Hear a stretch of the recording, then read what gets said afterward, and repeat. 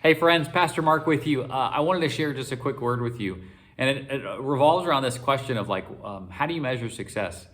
Our staff, me and Chuck and Jake, were reading a book called Lead by Paul Tripp.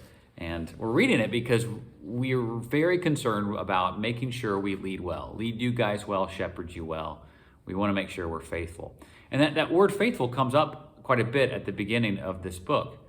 When we ask the question of what makes something successful, specifically what makes a church successful, the temptation can be to look just at the numbers. Are people coming? Are you financially stable? These sorts of things. But the truth is, sometimes you can remain faithful to what you're doing and the church or the project doesn't grow. And we have to remember that though we can plant and we can water, it's God that makes things grow. So whether you succeed or fail in those eyes, as far as numbers go, you hold that up to the Lord. It's not our doing. Our job is to remain faithful. It's a challenging thing, isn't it? And I want to read this line for you, and I pretty much just said it to you or whatever.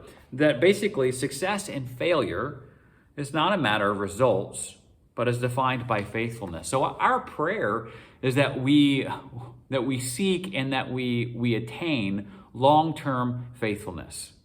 So what does that look like in the church? I'll say this about St. Patrick's, that as we bring people along, my concern is that at the heart of that, as new people and new families join, that we're not just filling the seats, but that we're actually offering them a chance to be discipled, that they're becoming more and more like Christ. You see, it's not a matter of, and I'm not only concerned about, hey, are you coming and are you tithing?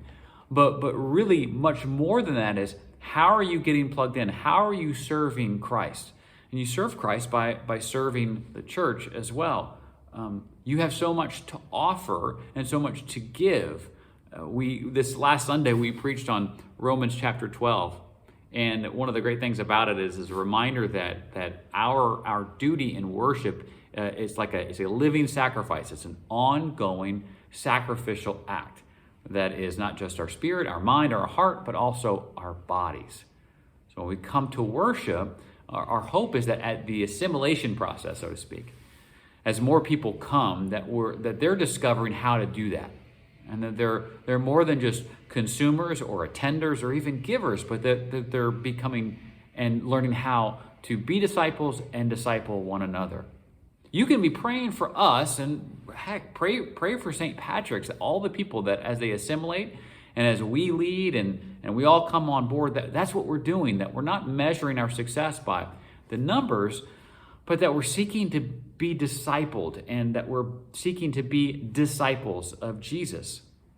We don't want to worry so much about the results, but be able to control the things that we control. And that's where that word faithfulness, I think, is so important and so key to who we are as St. Patrick's. I don't want to lose that, and we don't want to lose that.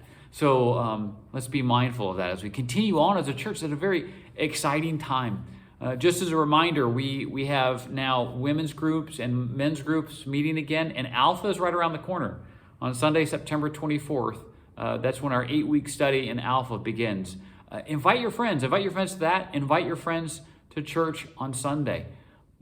We hope you can make it this Sunday. We're really excited about what's going on, continuing our series in Romans, but of course, Alpha. I hope you can make it to those things. If you have any questions, please just let us know. But God bless you. We are praying for you this week and can't wait to see you on Sunday. Bye-bye.